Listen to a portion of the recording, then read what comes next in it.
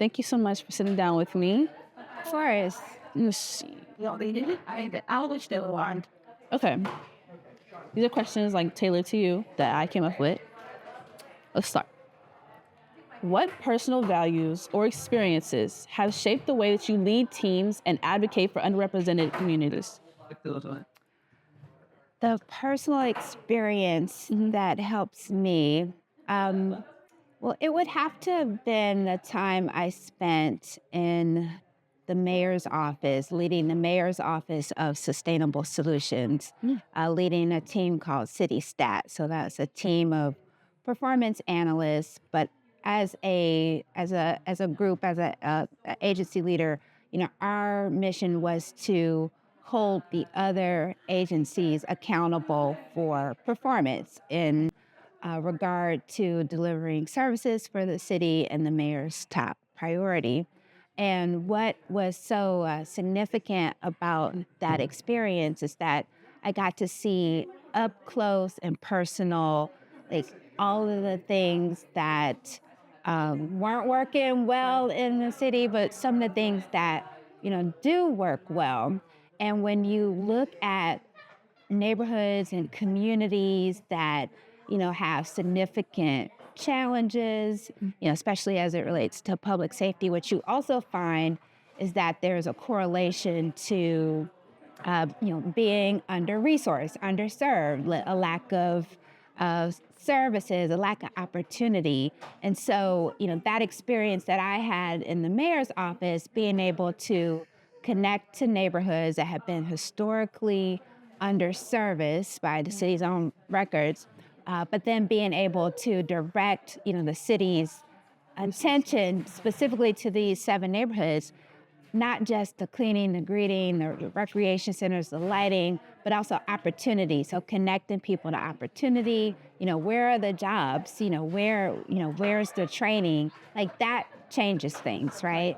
And from there, that's what led to what I get to do every day at NPower, connecting people to opportunity. So, it's that experience, like making a significant switch in my career journey from working in corporate, for-profit, going into government and nonprofit has really been, it's been life-changing. It's good. Yeah. It's really cool. I'm really happy that you decided to dedicate your life to this because it's very, I don't say necessary, but it's very necessary. Very necessary. Yeah, thank you, Reva. Please. Okay. Can you share a defining moment in your career that has sparked your passion for advancing racial and gender equity in tech and business?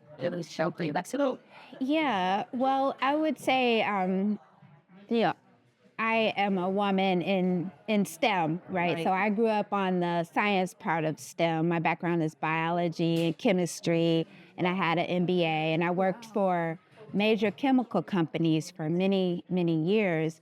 And often I was the only or one of a few women or Black women, on my team, in my department, in the organization. And so that, and I had some significant opportunities that were, afforded to me because of, my experience, my education, but also because there were other women who, were like looking out and gave me those chances. And so that has definitely informed the work that I get to do now. I'm bringing more young people, more women of color to careers in tech.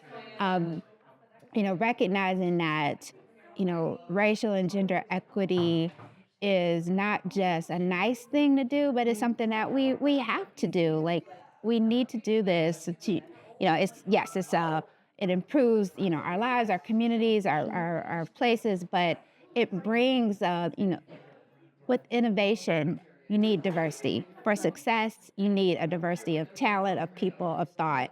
And that is definitely why I love doing this work, and that I feel like I get to do this work every day. I have another question that I did not prepare beforehand because I wasn't expecting you to be such a fashionista. Oh, okay.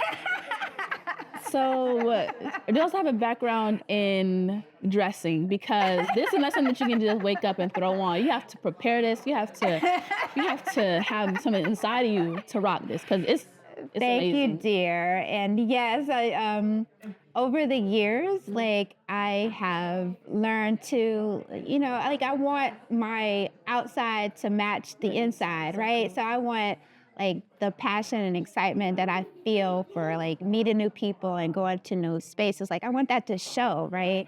And so I love to be able to, walk into a space and like, yeah, I came dressed for this, right? So, and I'm really proud of this blouse. So I also try to, buy local. This was designed by Stephen White of Different Regard. So he's a local designer who also has a studio and actually a manufacturing facility in Baltimore City. So, Oh, that's so cool. really cool. I get to showcase his work. It's amazing. Thank you. But again, thank you so much for sitting down with me and sharing your outsides and your insides with us.